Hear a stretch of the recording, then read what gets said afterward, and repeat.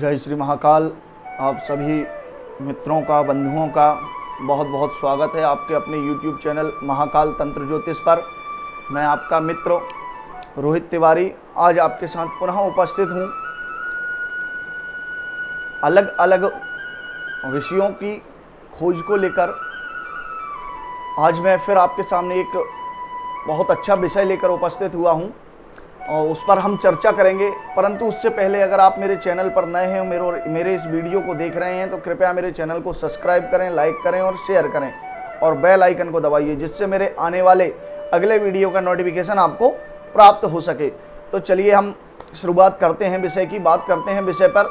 तो आज का हमारा विषय है कि पूजन करते समय देवता का आप सभी घर में पूजन करते हैं, जब करते हैं तो उस समय आपको आपकी अगर उपासना सही होती है, आपकी पूजन में भाव अच्छा होता है और मन से आप पूजन करते हैं, किसी कामना को लेकर आप पूजन करते हैं, तो उस समय आपकी कामना, जो आपकी मनोकामना है, जो आपकी इच्छा है, या आप जिस कार्य के लिए वो पूजन कर रहे हैं, वो कार्य आपका सफल होगा या नहीं होगा, इस बात के लिए आपको संकेत मिलते हैं देवताओं से, या जिस देवता की आप उपासना करते हैं वो आपकी पूजन से कितना प्रसन्न है,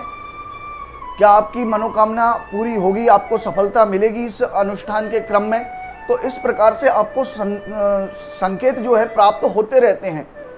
तो उन्हीं संकेतों को लेकर मैं आज आपके साथ आया हूं कि किस प्रकार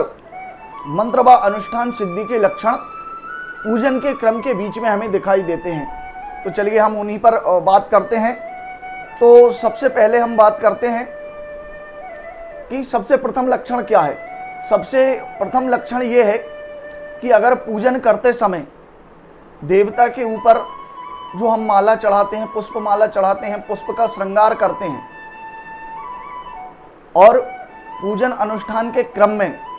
अगर हम देवता से प्रार्थना करते हैं, जो प्रार्थना करने का क्रम है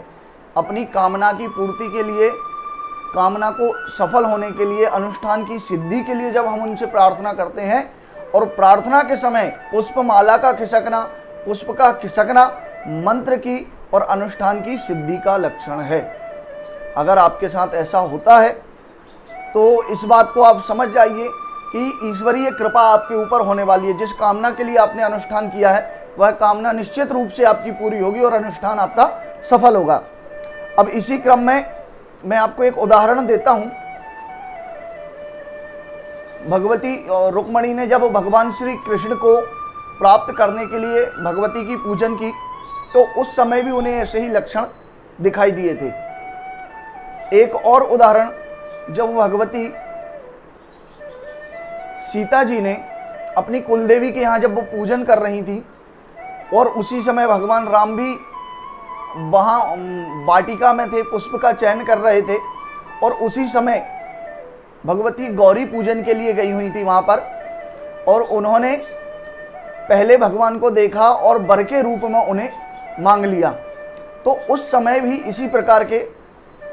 लक्षण दिखाई दिए, जिसे गोस्वामी तुलसीदास जी ने अपनी रामचरितमानस में स्पष्ट रूप से कहा है कि विनय प्रेमवश भई भवानी खिसकी माल मूरति मुस्कानी। तो इस प्रकार से उनकी जो कामना थी, देवी की प्रसन्नता के कारण उन्हें जो शुभ लक्षण वहाँ पर घटित हुए दिखाई दिए, उससे उनकी जो है मनोकामना सिद्धि की लक्षण उन्हें स्पष्ट रूप से दिखाई दिए। इस बात से हम समझ सकते हैं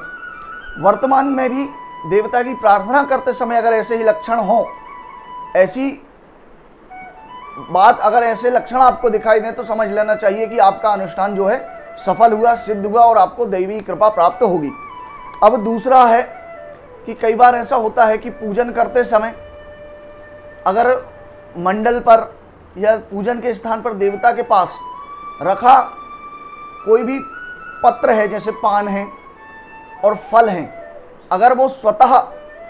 लुढ़क कर आपके पास आ जाते हैं, तब भी समझना चाहिए कि ईश्वरीय कृपा आपके ऊपर है और इस पूजन को स्वीकार करने स्वयं आपके आराध्य आपके यहाँ आ रहे हैं, और आपका जो पूजन का क्रम है वो निश्चित रूप से सफल होगा। इसमें तीसरा जो लक्षण है, बार बार जल पात्र का झलक जाना। अगर आपका जल पात्र व्यवस्थित रखा हुआ है और कोई भी कारण नहीं है उसके झलकने का, और फिर भी वो झलक जाता है, गिर जाता है, जल निकल जाता है उससे, तो इस प्रकार से समझना चाहिए कि यह भी आपके अनुष्ठान सिद्धि के लक्षण हैं। अब आगे बात करते हैं सांकेतिक रूप से। संकेत के आधार पर ईश्वरीय कुछ क्या संकेत होते हैं जिनके आधार पर अनुष्ठान सिद्धि के लक्षण हमें महसूस हो जाते हैं। जब अनुष्ठान के क्रम में देवी देवता प्रसन्न होते हैं और हमारी इच्छा पूर्ति के लिए जब हमें आशीर्वाद देते हैं, तो उस समय पूजन के क्रम में बहुत विचित्र, जो इस लोक में तो महसूस करने को नहीं मिलती है, वैसी अद्भुत सुगंध हमें प्राप्त होने लगती है। देव पूजन करते समय हमें आभास होता है कि यह सुगंध जो है सृष्टि की तो नहीं है,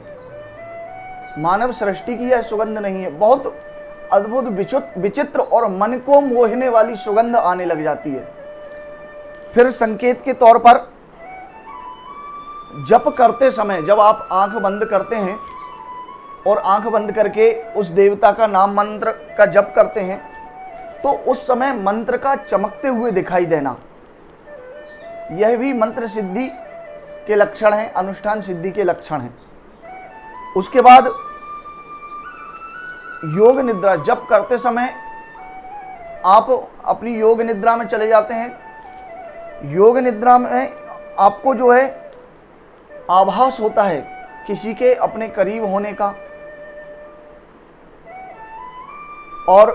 किसी के चलने की आवाज महसूस होती है। तो यह भी जो है मंत्र सिद्धि अनुष्ठान सिद्धि के लक्षण हैं कि जिस देवता का आप स्मरण कर रहे हैं उसकी ऊर्जा आपके आसपास में एकत्रित है। उसके बाद अगला संदेश जो है, संकेत जो हमें जो मिलता है, पूजन के क्रम में दिन भर जप करने के बाद भी, पूजन करने के बाद भी शरीर में थकान होना चाहिए, लेकिन उसके बाद भी अगर आप शरीर को हल्का और स्फूर्तिवान महसूस करें तो ये समझ लेना चाहिए कि यह आपके अनुष्ठान सिद्धि के, मंत्र सिद्धि के लक्षण हैं। तो इस प्रकार के संकेत अगर आपको पूजन के क्रम में दिखाई पड़ते हैं तो इनसे आप निश्चित रूप से समझ सकते हैं कि यह आपके अनुष्ठान सिद्धि के लक्षण हैं और बहुत जल्द आपकी जो मनोकामना है, जो कामना है, वह निश्चित रूप से पूरी होगी। तो इस प्रकार के लक्षणों को महसूस करके आप अपने अनुष्ठान के सफल होने या निष्फल होने के प्रमाण को प्राप्त कर सकते हैं, परंतु इसके लिए नियमित रूप से ध्यान देने की आवश्यकता होती है और भाव से देवता की पूजन करने की आवश्यकता होती है, क्योंकि देवी देवताओं ने भी कहा है, वैदिक पद्धति भी यही है कि यहाँ भावना की बड़ी प्रधानता है। भाव का भूखा हूँ मैं, भगवान ने कहा है, भाव का भूखा हूँ मैं और भाव ही बस सार है, और भाव से मुझको भजो तो भव से बेड़ा पार है, और भाव बिन मुझको जो देता मैं कभी लेता नहीं, और भाव से एक पुष्प दे दो वो मुझे स्वीकार है। तो ईश्वर सिर्फ भाव से ही आपके पास आते हैं, आपकी भावना का बड़ा महत्व है उसमें, और मन की अच्छी भावना ही आपको सफलता प्रदान कराती है। तो जय श्री महाकाल, अगले वीडियो में मिलेंगे। आप अभी वर्तमान में मेरे इस चैनल को सब्सक्राइब करके बेल आइकन को दबाइए, जिससे अगले वीडियो का नोटिफिकेशन आपको प्राप्त हो जाए। सादर जय श्री।